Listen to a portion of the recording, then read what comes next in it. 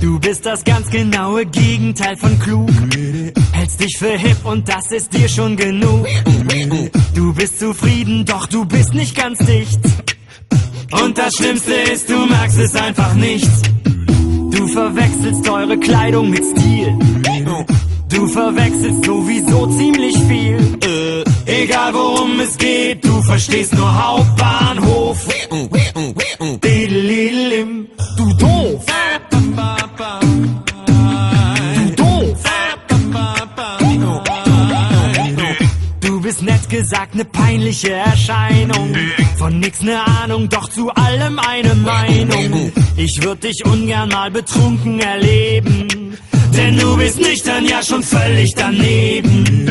Du machst gerne ziemlich dumme Zwischenrufe. Du stehst mit Goofy und ein Blöd auf einer Stufe. Egal worum es geht, du verstehst nur Hauptbahnhof. Diddelidilim, du doof. Du doof. Das hab ich jetzt mal ganz bewusst so formuliert, damit's vielleicht sogar ein Depp wie du kapiert. Dich gibt's in Deutschland ein paar 100.000 Mal. In coolen Kneipen, Karstadt, Clubs und bei Aral. Auf der Straße, bei McDonalds, manchmal auch beim Zelten. Auch im Museum und Theater, aber selten. Du doof! Du doof!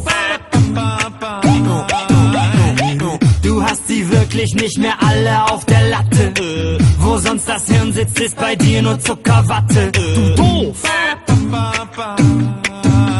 Du doof!